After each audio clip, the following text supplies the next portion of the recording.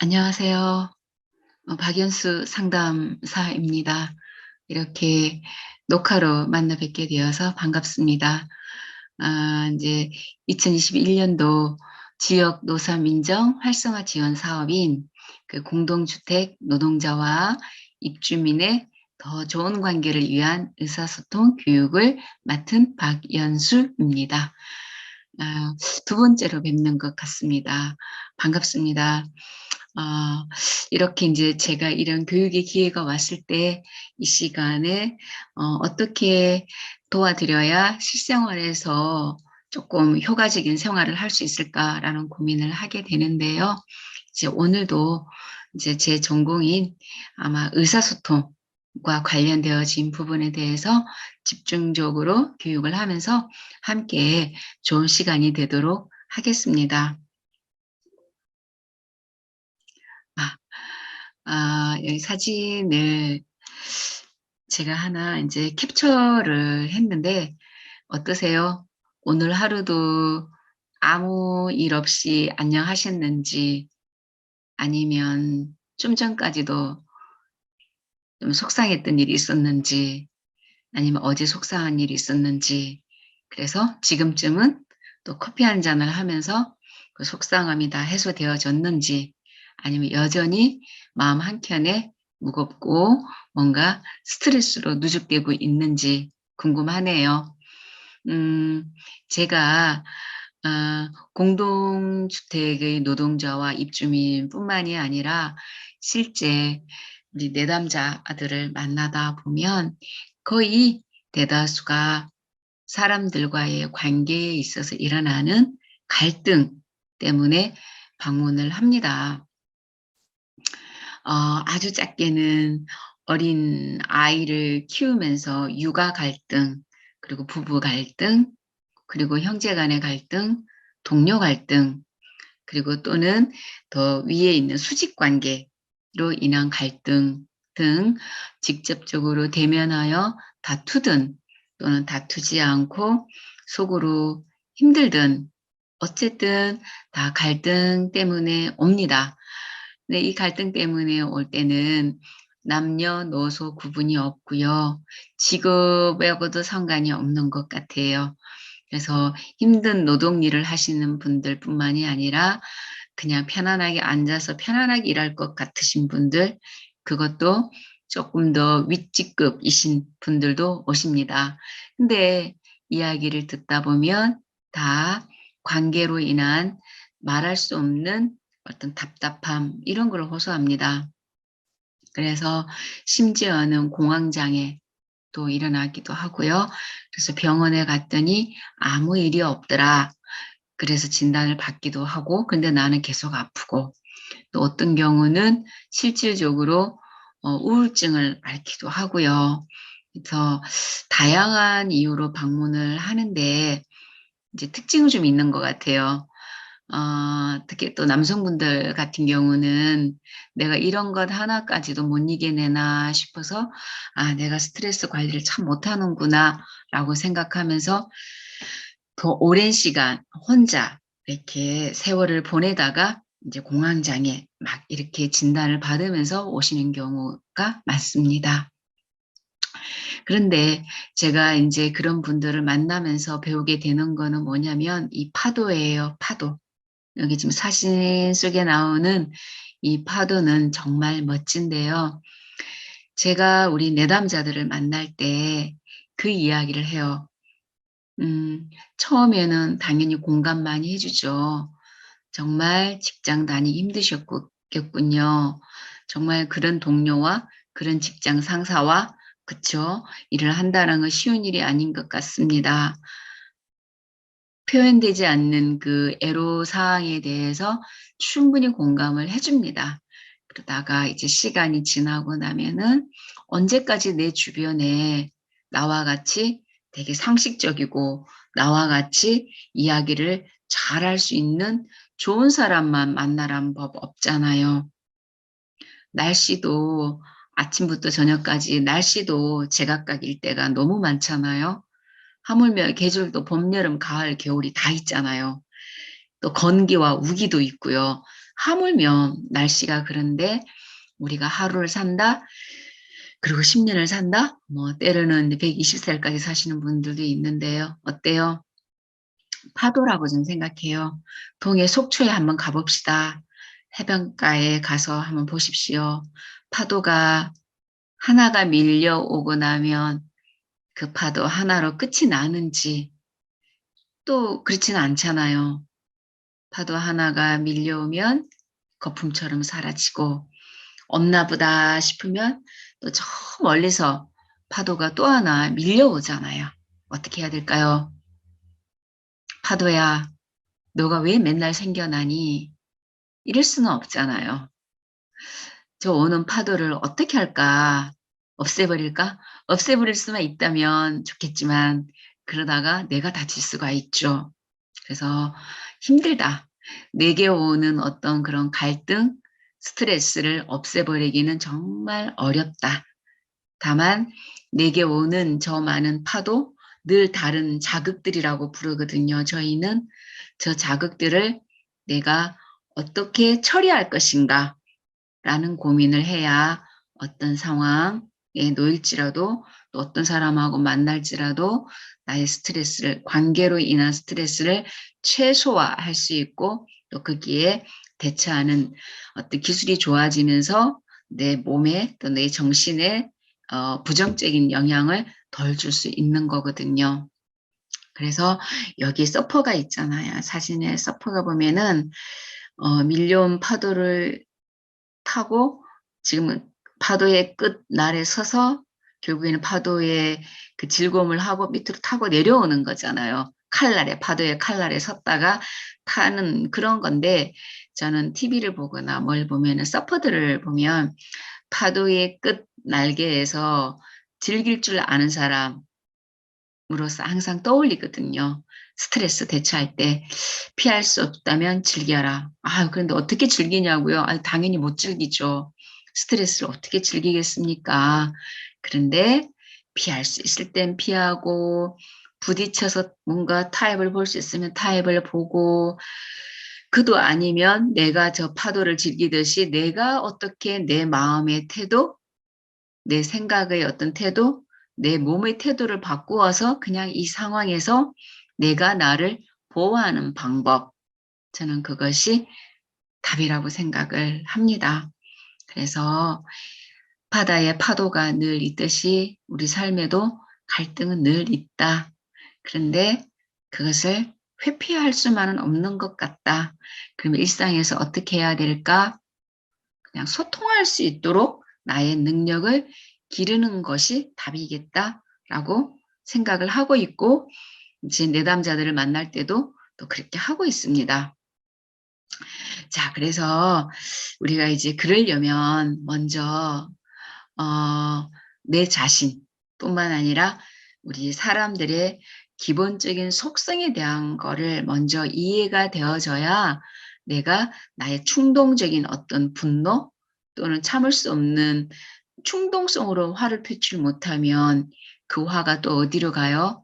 내 안으로 오게 되죠. 내 안으로 오게 되는 건 또 뭐예요? 우울이잖아요. 잠 못 드는 밤, 되게 살고 싶지 않은 그런 마음. 반대로 과도해지면 뭐예요? 분노가 돼서 옆에 사람들을 시끄럽게 하고 되게 뭐라 그럴까요? 문제도 일으킬 수 있는 또 공격성으로 나가기도 하고 그렇죠. 그래서 내 마음을 다스릴 수 있으면 먼저 사람의 어떤 존재에 대한 이해를 다시 한번 할 필요가 있겠다 싶어요. 그래서 공동주택 노동자와 우리 입주민 사이에서 하루가 멀다 일어나는 그 보이지 않는 갈등들이 너무 많은데 그 갈등을 일단은 내 안에서부터 처리하는 게 있어야 그 상대, 즉 공동주택 노동자이든 아니면 또 반대로 입주민을 내가 만나든 할 때 조금 생각을 먼저 하게 되는 거죠. 자, 우리 인간은요. 어떤 하나의 이론에서 지금 갖고 왔는데 상담 이론에서 인간은 그 누구든지 자율적 존재예요. 그냥 내 스스로 자율적으로 움직이고 싶은 거예요. 그러니까 지금 숨 쉬고 계시죠? 그쵸. 숨 쉴 때 '숨 쉰다.' 생각하고 숨 쉬나요? 그렇지는 않죠. '팔을 올린다.'라고 생각하시면서 팔을 이렇게 올리지는 않죠. 어때요? 그냥 나도 모르게 자동적으로 지금 되어지고 있는 부분들이 있거든요. 하물며 우리 몸도 그러게 해요. 그래서 이게 만약에 고장이 나면 자율신경이 고장이 나서 심리적인 또 공황장애도 있고 많은 일들이 있어요. 근데 내가 그런 거를 의식하지 않고 지금 호흡도 하고 있고 내 마음대로 손도 이렇게 쓰고 말도 할 수 있다면 정말 감사할 일이라고 생각해요. 그쵸. 하물며 몸의 기능에도 이런 자율적 기능이 있어서 내 몸이 평화롭듯이 사람과 사람과의 관계에서도 누구의 통제를 받기보다는 내 스스로가 뭔가를 통제하고 싶은 욕구들이 있어요. 그거를 자율적 존재라고 우리는 하는 거죠. 그래서 아기들도 키워 보셨고 키우시는 분도 있을 거고 다 키우신 분도 있을 텐데 아기들이 아주 어렸을 때는 아기들이 뭔가 선택을 잘 못하니까 어때요? 어르신들이 약간의 통제를 부모님들이 통제를 하죠. 그러나 아이들 입장에서는 자율적인 거를 조금 통제를 당하죠. 그런데 4학년 그죠? 중학생, 고등학생, 성인이 되면 부모님의 어떤 양육적인 좋은 말씀도 뭘로 들려요? 다 잔소리로 그냥 이렇게 총칭되게 되는 거죠. 사랑의 마음으로 전달하는 말임에도 불구하고 듣는 우리 자녀들은 그냥 어느 날 잔소리밖에 안 돼요. 왜요? 나도 나가 알아서 내 스스로 할 수 있다라는 어떤 그런 욕구가 일어나기 때문에 이제 부모님께 "왜 이러십니까?" 라고 부모님의 팔을 잡기도 하고 막 그런 일 시끄러운 일들이 벌어지죠. 그래서 우리 모두는 자율적인 존재이다. 그리고 또 자유롭고 싶어요. 또 자유롭고 싶어요.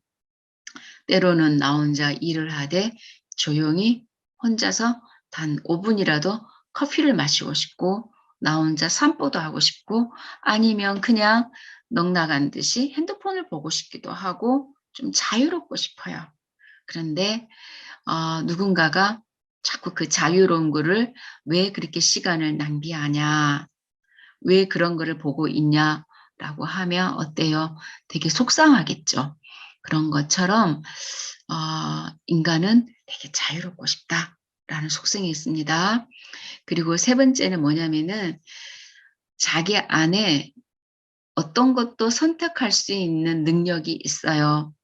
가령 '내가 이 집으로 이사를 갈까? 저 집으로 이사를 갈까?'라고 했을 때는 그 누구의 의견을 들을 필요가 없죠. 물론 참전을 할 수 있겠죠. 근데 결국에는 누가 해요? 선택은 내가 하는 거예요.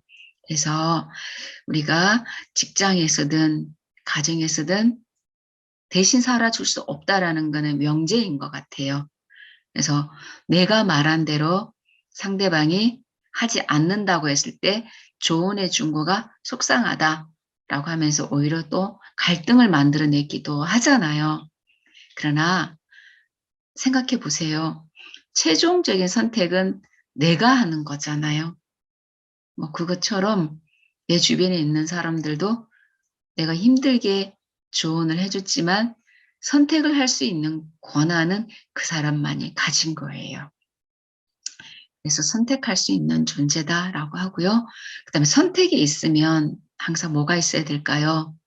책임이 있어야 되는 거죠.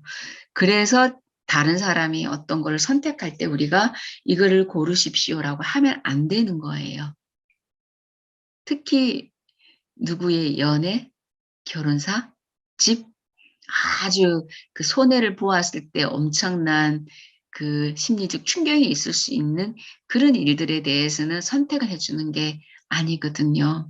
선택은 당신이 알아서 라고 하는 거예요. 왜요? 잘 되면 고맙다고 할 수 있지만 잘 안 됐을 경우에 책임이 "너가 그때 조언을 해 줬기 때문에 당신이 조언을 해 줬기 때문에 이렇게 된 거야." 라는 오해를 받게 되거든요.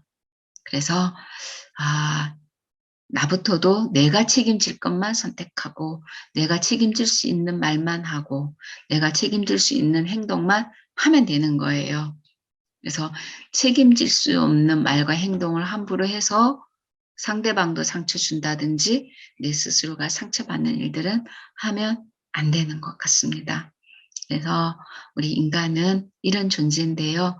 인간이기 이전에 어쩌면 내 자신을 생각해 보시면 나도 저러고 싶어. 그러면 누구예요? 우리 같이 살고 있는 내 가족들, 그리고 우리 공동주택 노동자님들, 그리고 우리 입주민들도 똑같겠구나라고 생각을 하면 그다음에 내가 어떻게 해야 되지? 라는 생각이 나올 거라고 생각되어집니다. 그래서 사람은요, 이제 그런 욕구가 기본으로 있고 그걸 바탕으로 어떤 게 있냐면은 인정받고 싶은 욕구가 있어요. 이제 앞에서 그런 것도 있지만 관계 속으로 이렇게 나왔을 때, 관계 속으로 나왔을 때는 사람들에게 하나같이 인정받고 싶어요. 그쵸? 그래서 인정이 아니라 지적하는 말처럼 들릴 때 속상해 하시잖아요. 왜 이거를 여기다가 두셨습니까? 왜 깨끗이 낙엽을 쓸지 못했습니까? 이런 말을 들으면 그냥 기분이 나빠지는 거예요. 네.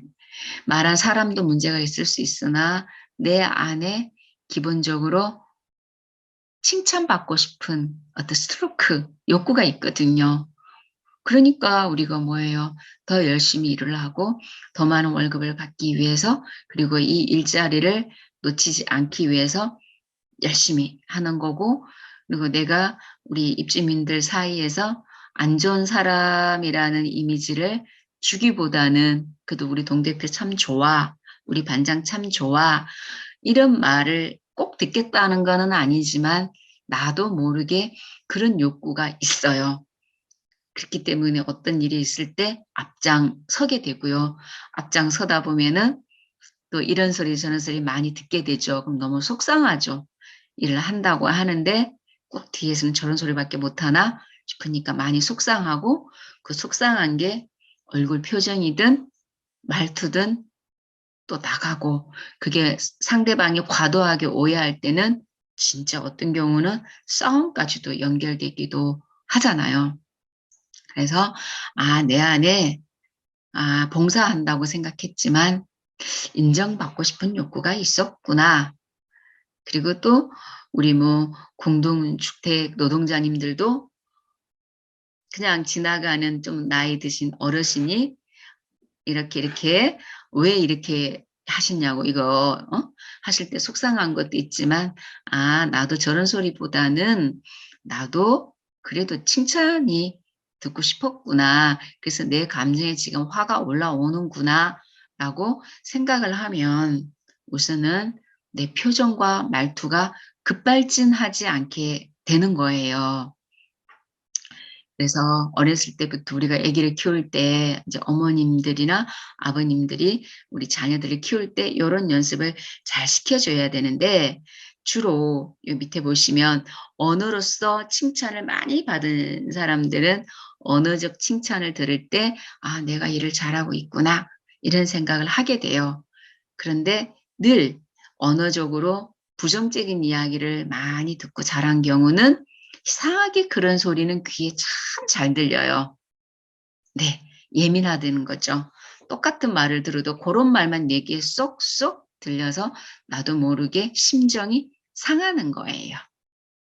네, 그래서 사랑을 듬뿍 받고 자란 사람은 오히려 눈치가 없다고 할 정도로 옆에서 뭐라고 해도 그러든 말든 계속 아무렇지 않게 잘 어울리기도 하는 거가 보면 정도의 차이는 있지만 그래도 또 사랑을 많이 받았구나라는 걸 알 수 있기도 해요.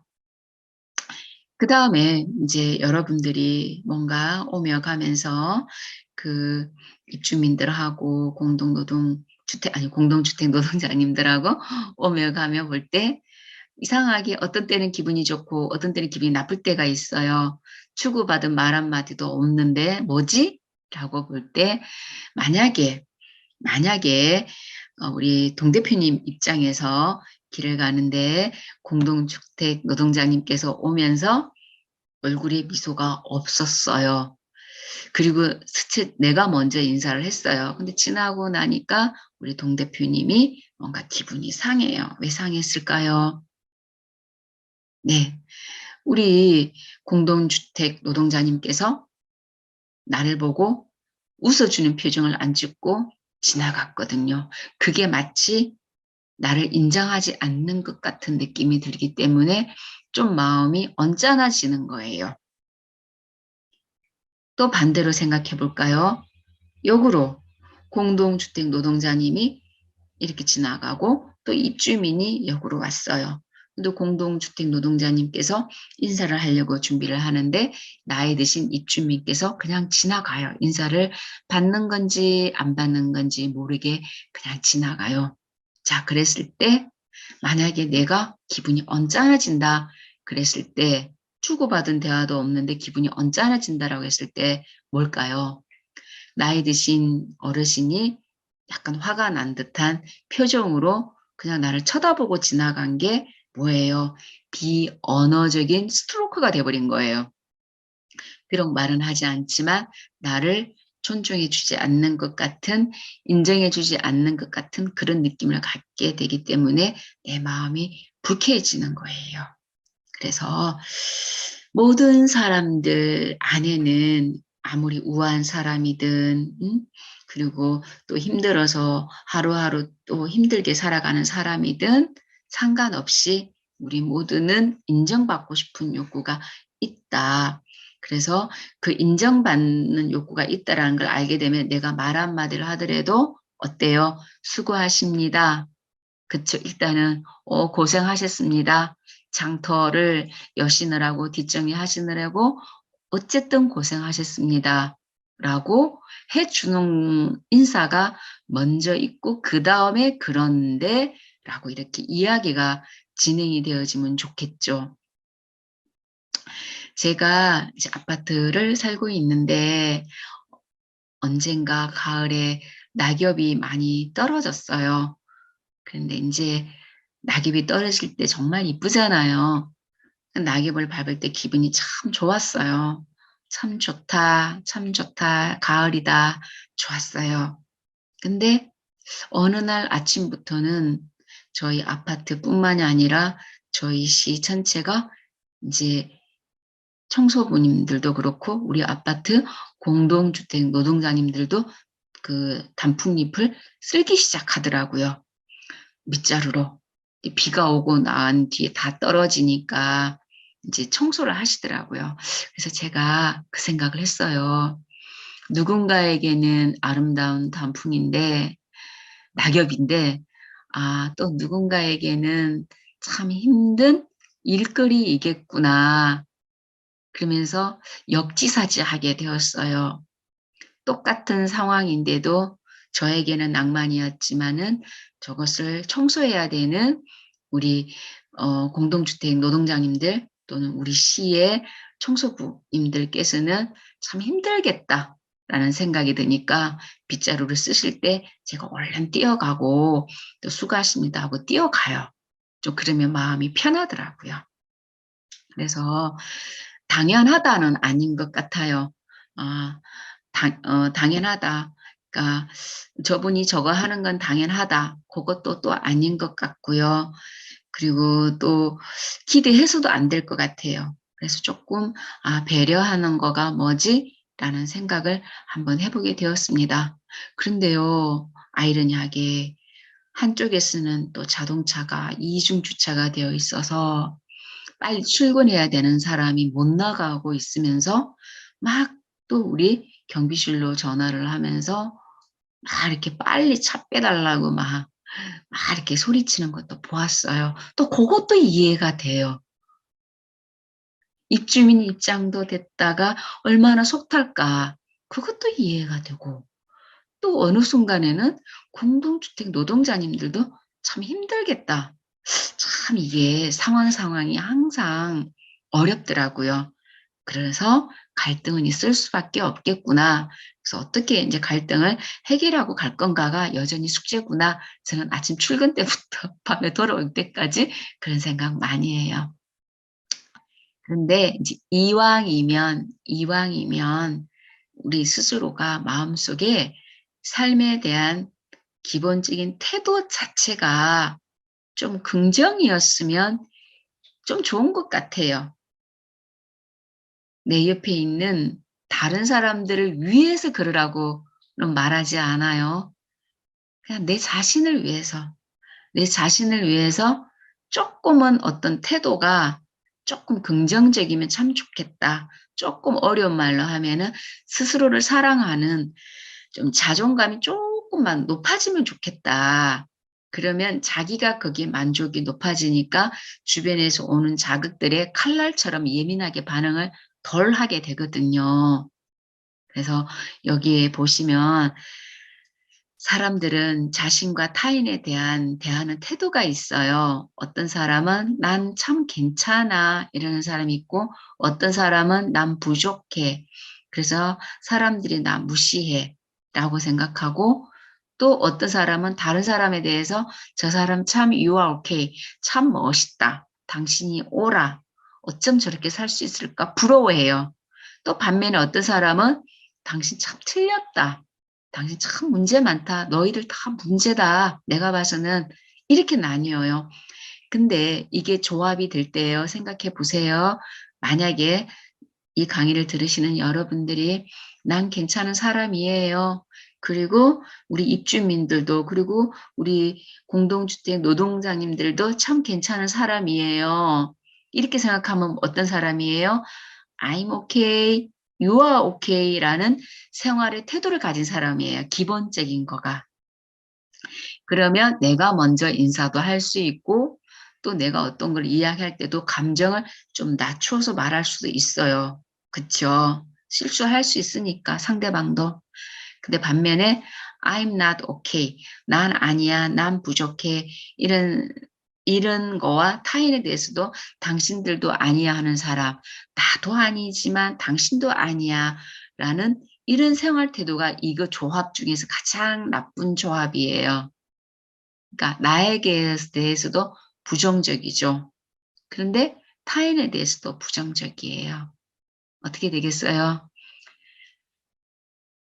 사사건건 조그만 일만 있으면 "일을 이렇게밖에 못하냐." 이렇게 하고 그쵸. 막 이렇게 동료 간에 동대표님과 반장님 간에 동대표님과 또 뭐예요? 우리 공동주택 노동자님들 간에 이럴 때 소리가 많이 나고 누군가는 또 속상해서 피해를 보고 막 이러는 거예요. 그래서 참 어렵은 얘기일 수 있는데 기본적으로 '그래 나 정도면 괜찮아. 그 당신도 그 정도면 괜찮아.' 좀 이런 어떤 마음을 가지고 있다면 우리가 일어나는 일들 속에서 갈등을 처리할 때 좀 의사소통을 할 때 한 번 더 호흡을 이렇게 꿀떡 삼킬 수 있는 여유를 가질 수가 있어요. 그래서 결국에는 내 자신에 대해서 존중하는 마음이 많으면 많을수록 상대방에 대해서도 존중하는 마음이 있으니까 요즘에는 그런 광고 안 나오네요. 예전에 바카스 하나라도 막 갖다 드리고 막 이러잖아요. 그쵸? 와서 막 물 같은 거 어렸을 때 녹여 주고 가면 미안해서 몸둘 바를 모르잖아요. 그리고 막 커피도 막 돌리고 그쵸? 막 이렇게 음료 박스도 드리고 뭐 그러잖아요, 여러분들도. 근데 그것도 하나의 소통 방식인 것 같아요. 비록 때로는 내가 어떤 상황에서 화가 확 올라와서 나도 모르게 어떤 좀 불상스러운 일이 벌어졌다 할지라도 다시 마무리하는 것도 내 책임이라고 봅니다. 그래서 내 안에는 어떠한 사람이 살고 있냐면요. 내 한 사람 안에는 이런 세 사람이 살고 있어요. 요거를 잘 아시면 대화할 때 좋아요. 내 안에는 P, 약자예요. parent, 부모, 어버이. 부모와 같은 내가 내 안에 있고요. 그래서 어버이 자라고 하고 그다음에 가운데는 adult, 어른 자아. 어른이 뭐예요? 어른다워야 된다라는 거 많이 얘기하죠.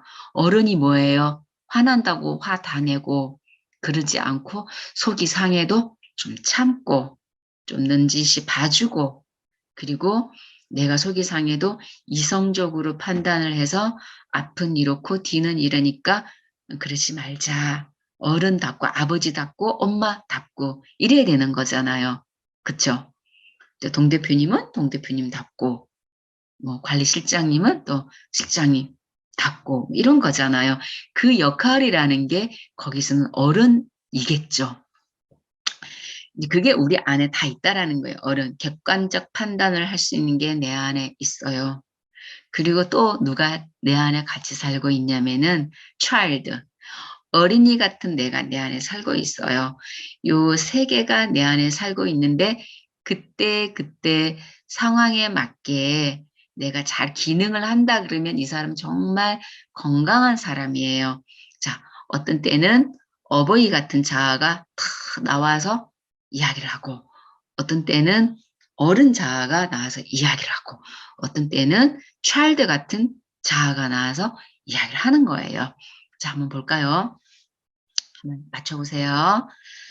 어, 만약에 우리 공동주택 노동자님께서 되게 추운 날 왠지 옷을 얇게 입고 어떤 이유인지 모르겠으나 장갑도 안 끼고 뭔가 뭐 이렇게 눈을 썰었다고 할까요? 좀 보기에 좀 어때요? 좀 뭔가 좀 추운 날씨하고 안 맞죠. 그럴 때는 이 세 개 중에 어떤 자아가 나오면 좋을까요? 그렇죠. 부모님 자아가 나오면 되죠. 부모님이 뭐예요? P. 부모님이 뭐예요? 따뜻하게 돌보는 부모가 나오면 좋겠죠. 그쵸? 부모는 자녀를 돌보기 위한 둥지잖아요. 그래서 아유 우리 김아무개님 추운 날씨 고생이 많네. 춥겠다. 이제 어른 입주민이면 이렇게 얘기하면 되겠죠. 그쵸? 또 우리 동료간이면 그런 식으로 어우 춥겠다. 또 점심을 안 먹고 있어요. 그러면 어우 배고프겠다. 그래도 때는 잘 챙겨 먹으셔야지. 어때요? 어버이자 부모님과 같은 대화를 쓰시는 게 제대로 소통을 하는 거죠. 그쵸? 자, 두 번째, 그럼 어른 자아는 언제 쓸까요? 내가 지나가다 보니까, 아, 우리 입주민하고, 우리 공동주택 노동자님들하고 좀 뭔가 언쟁이 높게 시끄러워요. 막 좀 뭔가 시끄러워요. 근데 듣고 보니까 입주민 말도 틀린 거는 아닐 수도 있을 것 같아요. 듣고 보니까. 그쵸. 그랬는데, 이럴 때 내가 어떻게 해야 될까요? 그쵸. 이럴 때는 어른 자아, 객관적 자아가 나와야죠. 이성적으로. 일단은 알았으니까 감정들을 좀 가라앉히고, 일단은 자, 감정들을 좀 가라앉히고, 우리 좀 저기 들어가서 앉아서 다시 한번 차분히 얘기해 보는 게 좋겠습니다. 그쵸. 이게 어른 자아가 나와줘야 되는 상황이에요. 마지막에 그러면은 이거 어린이 자아는 언제 나오는 거예요? 여러분 잘 아시잖아요. 맛있는 거 먹고 저녁 커피 마시고 할 때 그냥 세상 돌아가는 이야기 웃고 그죠? 재밌는 이야기하고 누가 우스갯소리 하면 아이고 맞다고 그러고 박수치고 그러게 말이야 이렇게 나오는 거예요. 이게 내 안에서 세 사람이 살고 있는데 이게 그때 눈치 있게 세 개를 잘 쓰신다면 여러분들은 집에서도 사랑받는 엄마, 사랑받는 아빠, 회사에서는 사랑받는 동료, 사랑받는 뭐예요? 권위자가 되는 거예요. 근데 이게 잘 안 돼요. 그러니까 놀아야 될 때, 야, 시끄러워, 빨리들 들어가. 아, 시끄러워, 다들 조용히 해. 뭐, 라면서 뭔가 뭐 이렇게 어버이같이 혼을 내는 자아를 한다든지 지금 막 재밌는 얘기하고 있는데 지금 이 상황에서 그런 이야기가 나와? 막 하면서 커피 타임을 막 진지하게 만들어 버린다든지 이렇게 되는 경우가 있어요. 하물며 그죠? 시끄러운 일이 있을 때는 그게 제대로 될까요? 부모도 두 가지 부모가 있어요. 뭐예요? 따뜻하게 먹이고 입히고 사랑으로 돌보는 부모가 있고 그럴 때가 있잖아요. 또 어떤 때는 우리 아이들이 잘못했을 때 따끔하게 훈육을 해야 될 때가 있죠. 이거를 비판적 어버이라 그러거든요. 그래서 속된 말로 뭐라고 그래요? 당근과 채찍이라고 하잖아요. 그쵸? 그래서 따뜻한 부모가 나와야 될 때는 따뜻한 부모 기능. 그래서 또 어떤 때는 아닐 때는 이 아이가 3살 버릇 여든까지 간다고 하니 때로는 마음이 아프지만 따끔하게 혼내야 될 때가 있잖아요. 요게 어떻게 되면 좋을까요? 두 개가 다 있어야 돼요. 그래서 한없이 좋기만 하면은 속없는 사람. 그래서 그 사람 나중에 또 상처받아요. 내가 늘 참고 다 해줬는데 저 사람들은 왜 나를 이럴 때는 함부로 대할까? 속상해해요. 그러니까 늘 사람이 누군가를 돌볼 수는 없어요. 때로는 싫은 소리도 좀 할 수는 있어요. 그런데 비율이, 비율이 어떤 게 더 많아야 될 것 같아요? 그렇죠. 따뜻하게 돌보는 양육적인 어버이의 비율이 훨씬 많아야 돼요. 싫은 소리는 간간히 하셔야 돼요. 그 내 동료가 나한테, 또 우리 반장님이 나한테, 우리 동대표님이 나한테 늘 비판적으로 대한다 그러면은 좋아할 수가 없어요. 그래서 한번 생각해 보세요. 나는 사람들을 만날 때 따뜻하게 해준다고 하는 말이 듣기 좋은 소리보다는 듣기 싫은 소리를 더하고는 있지는 않은지 한번 생각해 보시면 좋을 것 같아요. 제가 앞부분에서 얘기했잖아요. 사람들은 모두 긍정적 스트로크를 받고 싶어 한다. 인정받고 싶어 한다. 그래서 비율이 따뜻한 표현을 더 많이 하는 게 좋겠다. 그게 뭐예요? 정할 말 없으면 수고 많습니다. 수고했습니다. 고생 많으십니다. 추운 날씨인데 더운 날씨인데 비가 오는데 재활용 정리하시느라고. 그리고 우리 동대표님 어찌됐든 그렇게 의견이 잘 안 맞는 거 어쨌든 이끌어 주셔서 고생 많으셨습니다. 감사의 표현을 일단 많이 쓰시면 좋겠죠. 자, 이제 밑에도 또 뭐 우리 어린이 기능도 두 가지가 있잖아요. 되게 천진난만한 어린이가 있는가 하면은 또 부모 눈치 보면서 되게 수능적인 아이가 있잖아요. 근데 여러분들 각자 어떻게 자랐느냐에 따라서 정말 밝고 재미나고 낙천적인 또 자유로운 어린이 기질이 있는가 하면 어떤 분들은 엄격한 부모 밑에 자라서 그냥 나를 속내를 드러내지 않고 착하게만 삼키는 그런 분들도 있을 거예요. 그래서 그때그때 맞게 적당하게 잘 표현하셨으면 좋겠습니다. 요거는 지나갈게요. 자, 한번 보실까요? 너무 부모 기능, 너무 따뜻한 말, 비판적인 말을 많이 쓰면 뭐예요? 엄한 부모 같은 사람의 이미지를 주게 돼요. 그러니까 부모는 부모지만 너무 엄하다는 느낌을 줄 수 있어요. 그쵸? 그래서 우리가 아파트 단지 안에서 입주민과 그리고 공동주택 노동자 간 그리고 동대표님 기타 등등 서로 간에 이게 너무 잘못되면은 그냥 실컷 일을 하고도 이제 엄격한 부모 같은 느낌을 줄 수 있으니까 완급 조절은 누가 한다? 내가 자율적으로 조절할 수 있다. 그 두 번째는 또 어떤 분들은 뭐예요? 너무 이성적이에요. 너무 이성적이에요. 그러니까 이게 그때그때 잘 움직여야 되는데 늘 이성적이에요. 다 됐고요. 빨리 와보세요. 네, 알았어요. 늘 이렇게만 하면 이 사람 뭐예요? 약간 뉴스 해설형이 되는 거죠. 그러면 때로는 또 늘 보고 만나고 하는 사람들인데 그 사이에서는 좀 더 인정이 없다. 친근감이 없다라는 또 오해를 살 수가 있어요. 또 억울하시겠죠, 저분은. 나는 공정하겠다고 하는 건데 또 이게 이렇게 될 수 있잖아요. 그렇습니다. 그리고 뭐 여기서는 없겠지만 너무 천진난만하게 해맑은 사람들 있죠. 참 미워할 수 없는, 그쵸? 그런 거를 참 철없다, 애 같다, 그렇게 얘기하거든요. 근데 직장이라고 하면 어떤 역할이 있다고 한다면 피터팬과 같은 유형들은 어렵죠. 이거는 사랑하는 사람들이나 쉬는 시간 또는 친구들 편안한 시간에는 이런 거가 많이 나올수록 좋지만 일터에서는 이게 너무 많이 나오면 눈치 없다는 소리를 들을 수가 있어요. 네. 그래서 또 너무 부모님 같고 너무 또 객관적이게만 하면 일 중독형이에요. 옆에 있는 사람들은 좋아하겠죠. 일을 잘하니까. 그러나 나는 어때요? 어린이처럼 놀지 못하니까 난 조금 우울하고 스트레스가 많고 짜증이 많고 무력하고 때로는 사는 재미가 없겠죠.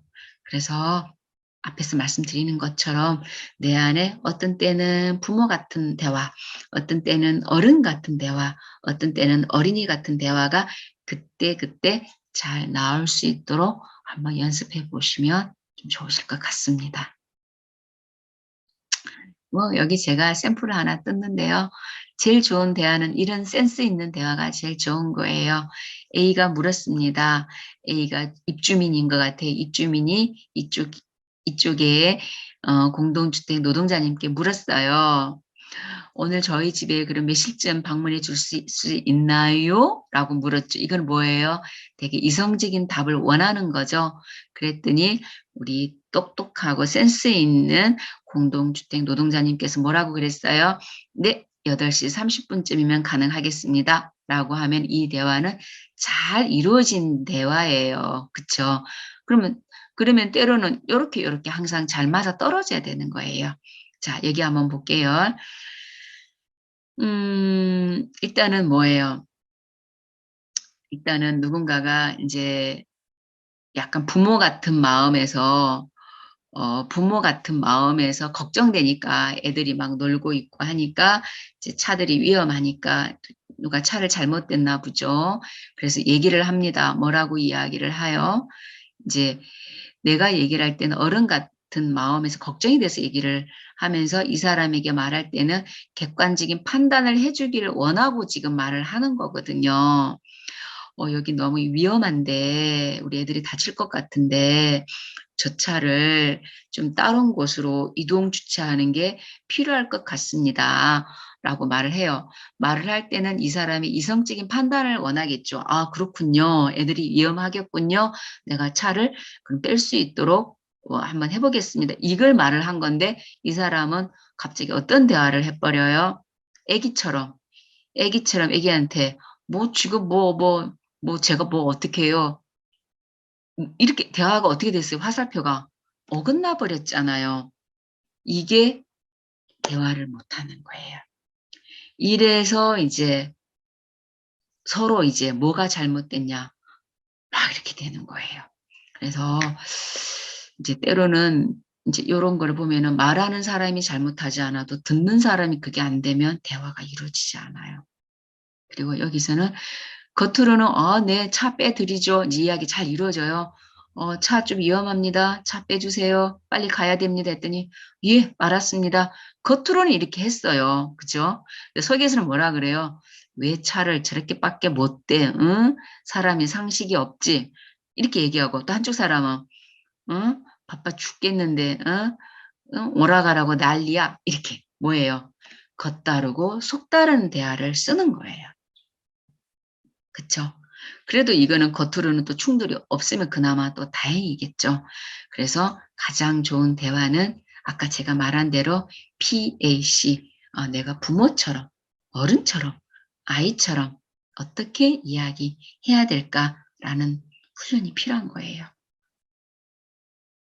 자, 대다수 사람들이 어떤 행동을 할 때는요, 싸울 때는 뭐 갖고 싸우세요? 저 사람이 나한테 손가락질한 거, 막 눈을 부릅뜬 거, 소리 지르는 거, 이런 행동을 보면서 상대방도 화를 내잖아요. 그런데 우리가 그 행동은 여기 지금 밑이 다 물이라고 한번 생각해 보세요. 밑에 수많은 것들이 쌓여 있고 그 행동은 빙산의 일각이라고 할 수 있어요. 그쵸? 그래서 이거는 조금 어려운 말인데 아까 제가 초반부에 말씀드렸잖아요. 사람들은 모두가 인정 욕구가 있고 자유롭고 싶고 자율적이고 싶고 선택하고 책임지고 싶다고 그랬죠. 그래서 부모님에게 늘 너는 맨날 마당을 쓸었다는 게 깨끗이 못 치우냐?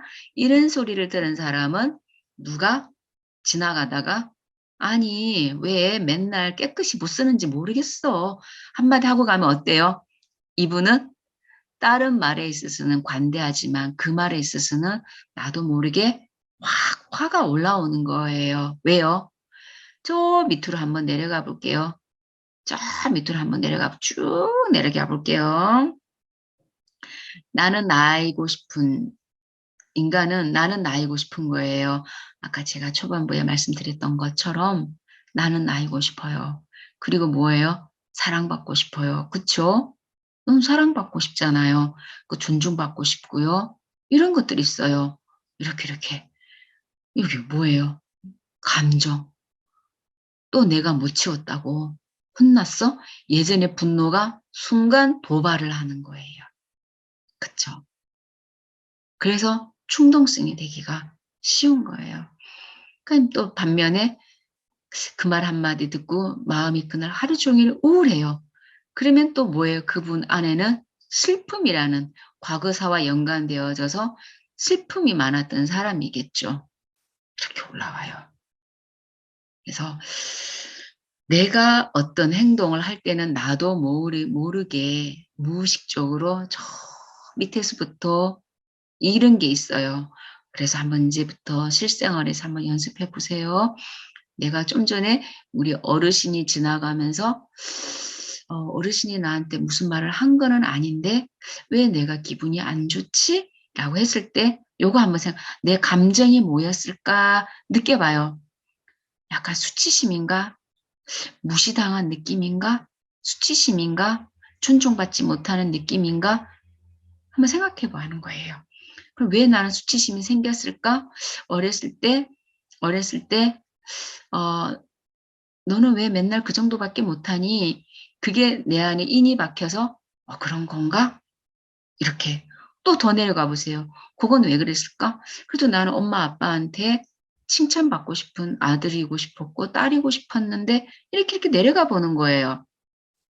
그러다 보면은 거기까지 밑에까지 안 가도 되지만 내 감정과 요 정도만 알아차려도 좋아요.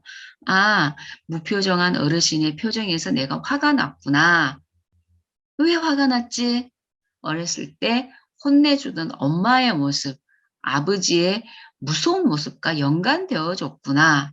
그래서 나는 칭찬받고 싶었는데 또 좌절되어서 그랬구나.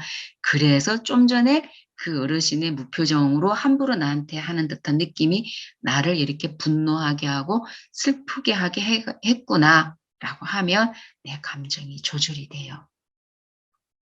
그쵸?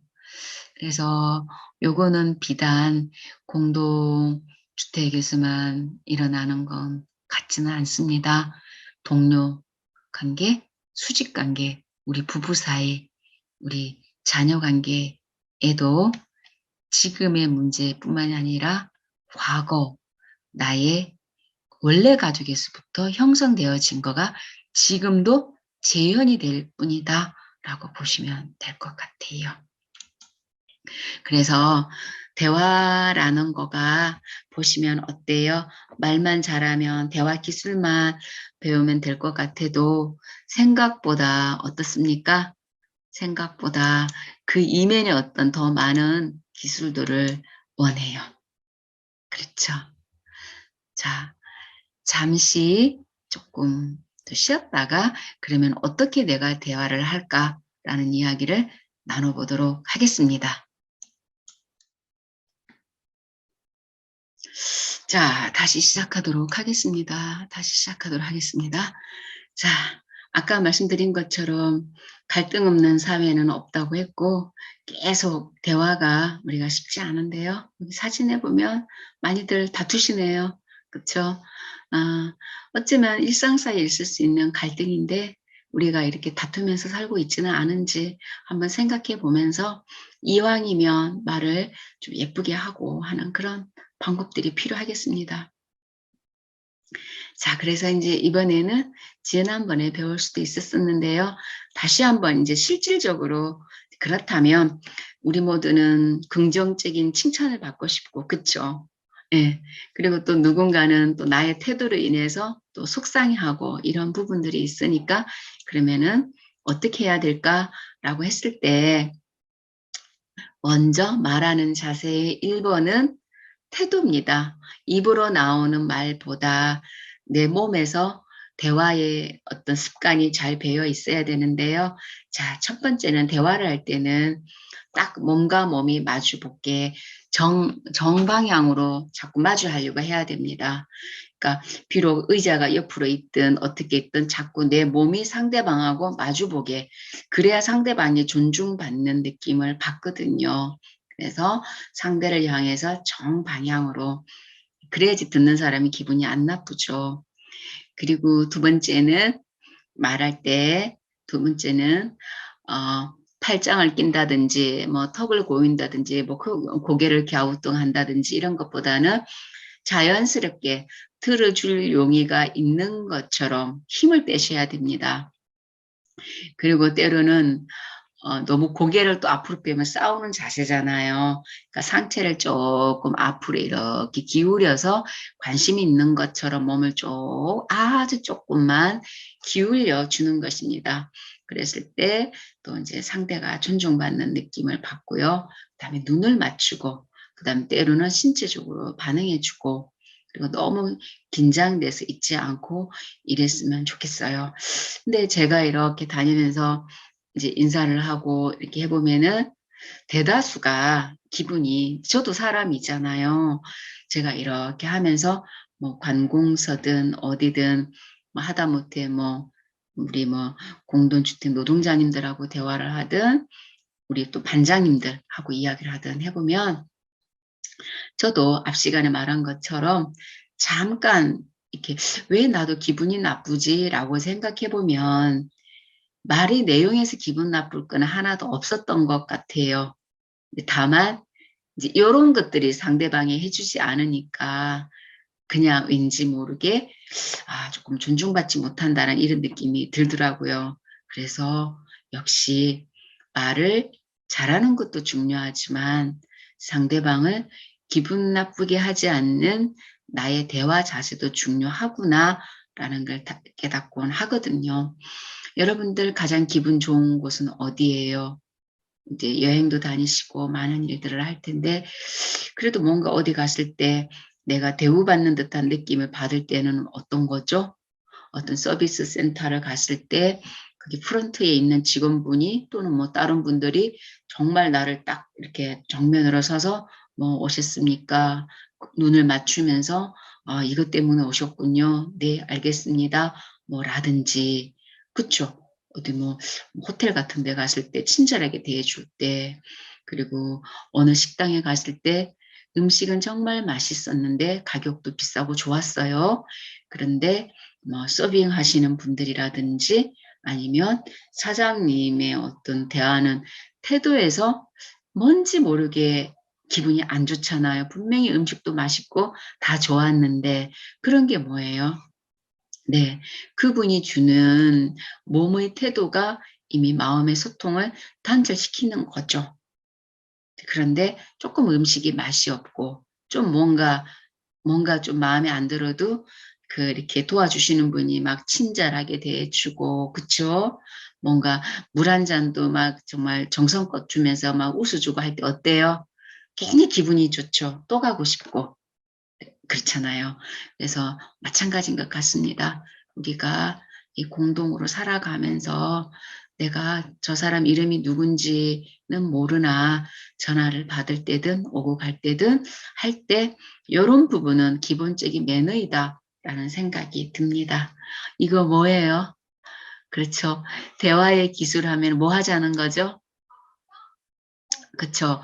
대화의 기술을 하자 그러면, 아, 귀를 크게 해라. 귀. 정말 어디 공원에 가면 귀 큰 거 하나 있잖아요. 귀. 즉, 뭐냐.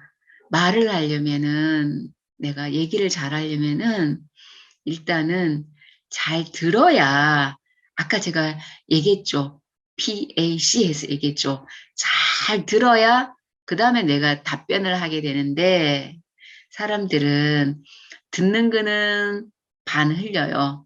그러면서 내가 할 말을 생각을 하기에 바빠요. 그러니까 매 지나가다 보면은 그 싸움하는 거 잠깐 보면은 다 각자 이야기예요. 다 각자 이야기들은 다 맞아요. 그리고 끝이 없을 것 같아요. 제가 잘 쓰는 표현 중에 하나, 방바닥과 천장은 평생 가도 둘이 못 만난다. 만날 수가 없잖아요. 평행선으로 가는 거죠.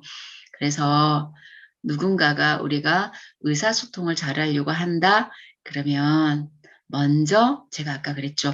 내 몸의 태도를 한번 점검하고 두 번째는 말을 자꾸 잘하려고 하기보다는 일단은 들어라. 들으면 뭐예요? 적어도 거기에 맞는 반응은 하게 된다. 그러면서 풀어나가게 되는데 듣지 않고 내 분노와 내 수치심에 분노에 화를 내거나 내 수치심에 위축이 되면서 단절 또는 시끄러운 싸움 막 이렇게 번지게 되는 것 같아요. 그래서 뭐 우리가 뭐 속된 말로 그러잖아요. 귀가 두 개잖아요. 두 번 듣고 한 번 말하고 그러면 된대잖아요. 예. 그래서 아마 지금부터 대화 쉽다면 쉬운 거예요. 상담사인 제가 하는 일 중에 70%, 80%가 뭐일 것 같아요? 듣습니다. 듣는 게 훈련이 돼야 돼요. 잘 들으면 다 보여요. 자, 가만히 귀 기울여서 온 마음을 다해서 왜 저렇게 화를 내실까? 왜 저렇게 슬플까? 다 들어요. 다 듣다가 보면 그 안에서 답이 보여요. 그 부분만 같이 이야기를 해요. 그래서 우리 여러분들도 일단은 좀 들어보세요. 듣는다고 해서 지는 것 아니거든요. 듣고 나서 이길 수도 있는 거예요. 그래서 적극적 경청이 필요하다라는 겁니다. 자, 이거는 대화 기술에 어떤 거를 이야기하는 걸까요? 대화 기술에 어떤 거를 이야기하는 걸까요? 그렇죠. 이렇게 TV 틀어놓고 한 사람은 TV를 보고 이야기하고 한 사람은 그 TV를 보고 있는 그 사람을 바라보고 이야기를 하고 목소리가 올라갈 수밖에 없어요. 왜요? 말하는 사람이 힘들잖아요. 내 눈을 바라봐야 내 이야기를 듣고 있다는 사인을 받으니까 내 말이 부드러워지는데 한 사람이 자꾸 TV를 보면서 봐요. 그러니까 어떻게 돼요? 소리가 올라갈 수밖에 없어요. 매너가 아니죠. 식당이든 집이든 어디서든 누군가가 어떤 이야기를 할 때는 핸드폰 쳐다보는 것도 잠깐 멈추고 TV 중요한 뉴스 보는 것도 잠깐 멈추고 그래요? 그래? 하고 이렇게 눈을 마주쳐주면 대화는 이미 60%가 진행이 된 거예요. 상대방이 듣기에는 나의 이야기를 아주 잘 들어준 걸로 알 수 있어요. 그래서 대화 기술 어떻게 하라고요? 듣고 이 두 개의 눈으로 눈 맞춤을 해주는 거예요. 잠깐. 그러면 상대도 뭔가 대화가 되는 느낌이 드니까 톤이 낮아지고 되죠. 같이. 네. 그래서 눈 맞춤이 중요하다라는 거고, 자, 세 번째는 그러면 듣는 사람은 이렇게 했어요. 잘 듣고 눈 맞춤도 잘 해줬어요. 그러면은 대화가 또 문제가 생긴다. 그러면은 누구의 문제일까요? 그렇죠. 과연 말하는 나는 잘하고 있는가를 점검하셔야 돼요. 그러니까 대화를 잘하는 사람이 훈련된 사람을 만났다 할지라도 내가 좀 전에 그런 대화의 어떤 것들이 연습이 되어 있지 않다면 결국에는 어려워지는 거예요. 그래서 같이 성장하고 성숙해야 되니까 우리 뭐 공동주택 노동자님과 또는 뭐 입주민들, 우리 뭐 동대표님들, 반장님들 등등 모두가 다 내가 스스로 이렇게 들으려고 하고 들어줄 준비가 되어 있는 게 있어야 말할 때도 조심스럽게 나가요. 자, 말을 할 때는 그럼 또 어떻게 해야 될까요? 아까 가르쳐 드렸죠. 그때그때 맞게. 근데 대다수가 여기 공동체에서는 어떤 대화를 많이 하게 되나요? 객관적이고 이성적인 대화를 많이 하게 되는 거예요. 친목단체가 아니잖아요. 그러니까 내 감정 아이처럼 다 드러내서도 안 되고 내 자식 대하듯이 너무 막 함부로 혼을 내줘서 안 되고 그쵸? 서로 존중을 해야 되는 엄연한 공동체 생활이잖아요. 그래서 객관적이고 이성적인 어떤 어른의 기능을 더 많이 해야 되는 대화 기법을 쓰셔야 돼요. 그럴 때 시끄럽지 않게 우리가 좀 더 사이좋게 지낼 수 있는 거예요. 자, 그래서 말풍선을 이렇게 달아놓고 이제 연습해 보면 참 좋을 텐데 한번 해 보시면 좋겠습니다. 자, 그래서 말을 어떻게 하냐. 그러면 아까 제가 듣는 사람 자세는 이렇게 하라고 말씀드렸죠. 그러면 이제 역으로 말하는 사람들은 일단 지금 이 공간이 여기서 말을 이 시끄러운 기계 소리에서 우리가 싸워야 되느냐, 아니면 좀 조용한 숲속으로 가야 되느냐, 그쵸? 길거리에서 얘기를 해야 되느냐, 온 주민들이 다 보는 데서, 아니면 좀 어떤 장소로 회의센터로 이동을 해야 되느냐, 중요해요, 중요해. 공간 확보를 먼저 하셔야 되고, 두 번째는 물이든 뭐 차가 됐든 종이컵에 조금씩 한 잔씩 하고 좀 호흡을 고르는 시간, 좀 편안한 자세 3분 정도면 되거든요. 네. 편안한 어떤 시간적인 확보가 필요하죠. 자, 그 다음에 대화를 할 때 당신들은 아무개님은 이렇게 시작하면 안 돼요. 듣는 사람 기분 정말 안 좋습니다. 반장님은, 동대표님은, 공동주체 노동자님, 당신은 그렇게 딱 대화가 들어가면 듣는 사람은 바짝 긴장하게 돼요. 본능적으로. 본능적으로 긴장하면서 방어하고 싶어져요. 귀가 닫히는 거죠. 귀가 열려야 되는데 귀가 딱 자동문처럼 닫히기 시작해요. 그래서 말을 할 때는 저는, 나는요, 이렇게 해야 돼요. 나는요, 저는 이러이러한 것 때문에 뭐 속이 상했다든지, 저는요, 이러이러한 것 때문에 지금 좀 이야기를 나누고 싶어요. 저는 반장으로서, 동대표로서 지금 이러이러한 상황에 대해서 여러분들과 공유하고 싶어요. 그쵸? 네. 또 입주민들도 마찬가지고요.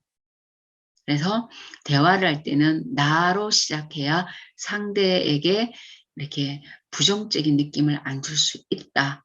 그래서 내가 지금 하고 싶은 게 어떤 의도다라는 거를 명확하게 알려주는 게 객관적인 거죠. 감정을 당신으로 시작하게 되면 감정이 뒤에 딱 붙기 좋아요. 부정적인 단어가. 그래서 그렇게 안 했으면 좋겠고요. 그리고 말을 애둘러서 듣는 사람 기분 나쁘게 하면 안 돼요. 다 생각해보면 뭔 말인지 빤히 아는데 그거를 애둘러서 얘기하거든요. 그게 더 기분 나빠요. 솔직담백하게. 아까 내가 그 말했을 때 우리 동대표님들 내가 이렇게 일을 했는데 그렇게 말을 하시면 좀 속상하다. 협조해 주는 사람도 없는데 내가 그래도 여기서 이렇게 하려고 애쓰고 있다. 도와주기를 원한다. 너무 이렇게 시끄럽게 안 해줬으면 원한다. 간단하게 하면 되는데 굳이 어떻게 해요? 나 여기 일 못해 먹겠다. 당신들이 다 알아서 해라. 지금 이게 어떻게 돌아가는지는 알고는 있나. 결국 포인트는 뭐예요? 내가 얼마나 힘든가. 그 얘기잖아요. 그럼 솔직하게 너무 반대가 많아서 참 힘들다. 나도 판단을 못 내리겠다. 조금 간단, 명료하게 이야기를 하는 습관을 들여야 됩니다. 그리고는 마지막에는 이제 다 항상 어차피 100%가 없는 게 우리 인생이잖아요. 그쵸? 나도 내 하나도 내 마음대로 못 하잖아요. 공동체에서 관점의 차이가 있기 때문에 당연히 갈등 있고 서로 티격태격해요. 다만 갈등에 대해서 서로 어떻게 협상할 거냐, 얼마만큼 양보하고 얼마만큼 할 거냐, 6대 4? 그쵸? 어차피 100%가 없어요. 하나 양보하고 5대 5는 있을 수도 없죠. 더 어려운 거죠. 그쵸? 내가 하나 양보하든지 뭘 하든지 뭐 그런 어떤 대화 그렇게 갔으면 좋겠어요. 이게 비단 공동체 주택에서만 해당되는 거는 전 아니라고 생각합니다. 가정에서도 그렇고 우리 모두의 생활에서 이게 필요하다고 생각이 되어져요. 그래서 짧은 시간이었지만 저는 여러분들이 우리 공동주택에 살면서 너무 많은 일들이 있을 수 있는데 깊이 있는 사례를 이야기하기보다는 그냥 여러분 스스로가 내 자신에 대한 대화의 기술 중에서도 기본적인 생각의 태도와 말할 때의 비언어적인 태도가 내가 먼저 노력하면 되겠구나. 그리고 세 번째는 말할 때 나도 조금 조심은 해야겠구나. 그쵸. 어떻게 말을 해야 되겠네. 그래서 마음에 안 들더라도 타협해 나가는 기술. 너무 감정으로 반응하지 말고 좀 어른처럼 하려는 게 있어야겠구나. 이렇다 그러면 공동체 생활에서는 그래도 서로가 존중하는 삶이 되지 않을까 생각합니다. 음, 지금까지 저의 강의를 들어주셔서 감사합니다. 박연수였습니다. 감사합니다.